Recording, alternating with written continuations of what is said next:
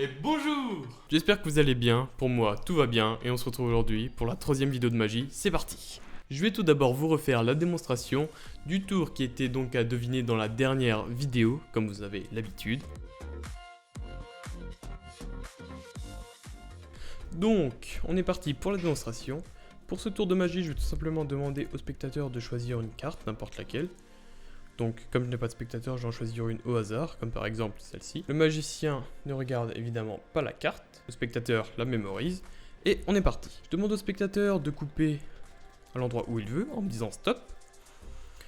Et donc, je lui demande de poser tout simplement sa carte, juste ici, et je referme comme ceci, entre les deux paquets. Je récupère le tout, et maintenant, magie, on claque des doigts, et... attention... une carte s'est retournée comme par magie et c'est la carte du spectateur. Là, attention, petit jeu d'acteur. Quoi?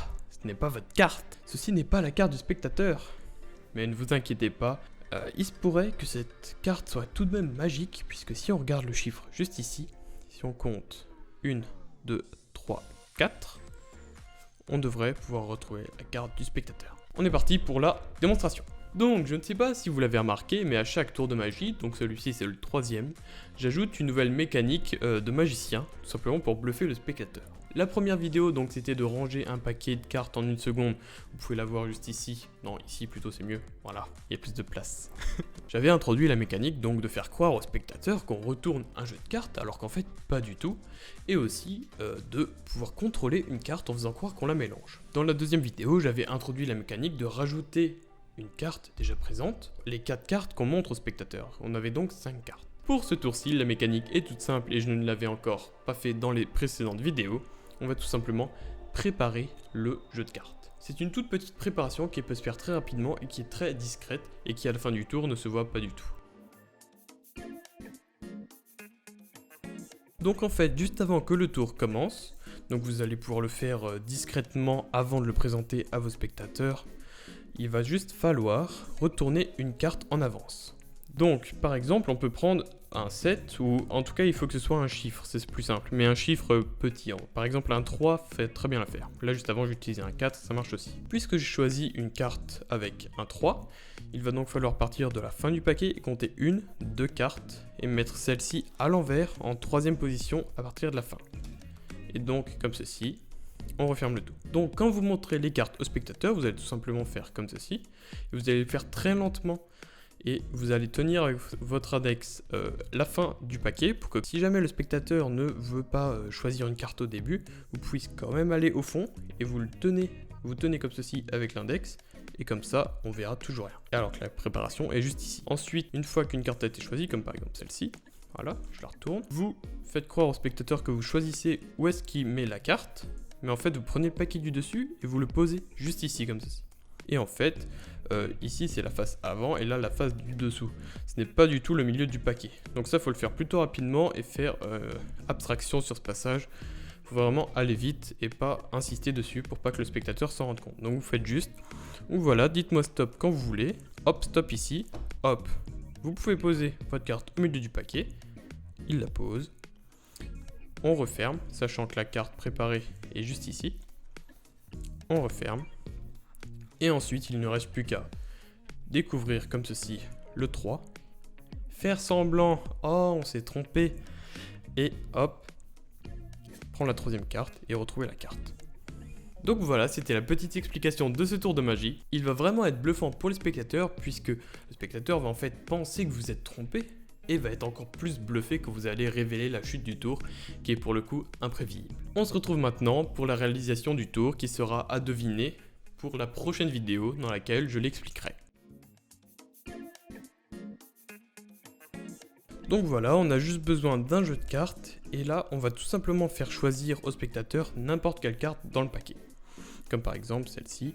Évidemment, le magicien ne regarde pas, et le spectateur la mémorise. À présent, je vais tout simplement prendre cette carte, donc la carte du spectateur, la glisser dans le paquet.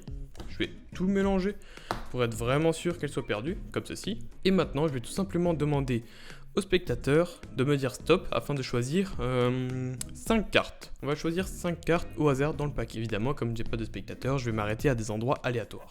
Donc par exemple, je fais défiler comme ceci et le spectateur me dit stop quand il le veut. Donc stop, je prends une carte. Par exemple celle-ci. Stop ici, je prends celle-là.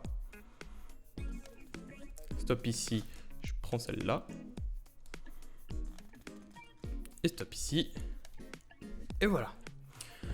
Donc on a bien nos 5 cartes. Donc je vais les ranger. Hop. Je vais les prendre comme ceci. Je vous montre qu'on a bien 5 cartes, ok. Il n'y a pas de carte cachée ou je ne sais quoi. Et je vais tout simplement les mettre comme ceci, face levée sur le jeu. Et donc je vais vous les montrer, je vais vous les présenter, afin que vous puissiez en prendre connaissance. Nous avons le 8 de cœur, le roi de trèfle, le valet de cœur,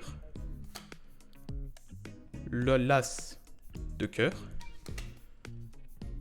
et enfin le 4 de carreau. Donc voici les 5 cartes. Maintenant, le paquet, on n'en a plus besoin, juste le poser juste ici. Et donc ces 5 cartes ont en fait été tirées par le hasard. Mais c'est le hasard du spectateur qui a pris conscience de la carte au tout début. Je vais juste vous poser une simple question.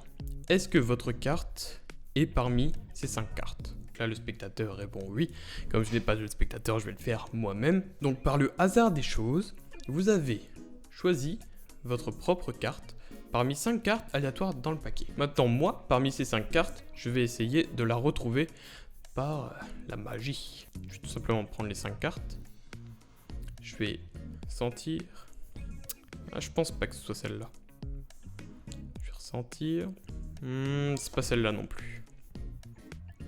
Ouf. Alors là, je sens que c'est celle-ci votre carte, j'en suis même persuadé.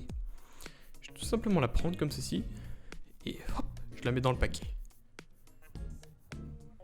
Donc là, comme vous pouvez le voir, j'ai bel et bien envoyé votre carte dans le paquet. Donc on peut aller vérifier. Votre carte se trouve juste ici. Bon voilà, c'est déjà la fin de cette vidéo. J'espère que vous auriez apprécié ce petit tour de magie. N'oubliez pas d'essayer de deviner le tour de magie que je viens de faire dans les commentaires. Et je l'expliquerai dans la prochaine vidéo. N'hésitez pas à vous abonner, à commenter pour trouver le dernier tour de magie ou autre chose, à liker ou alors à partager la vidéo, c'est vraiment ça qui me soutient. On se retrouve la semaine prochaine, vendredi 18h pour une nouvelle vidéo. Ciao!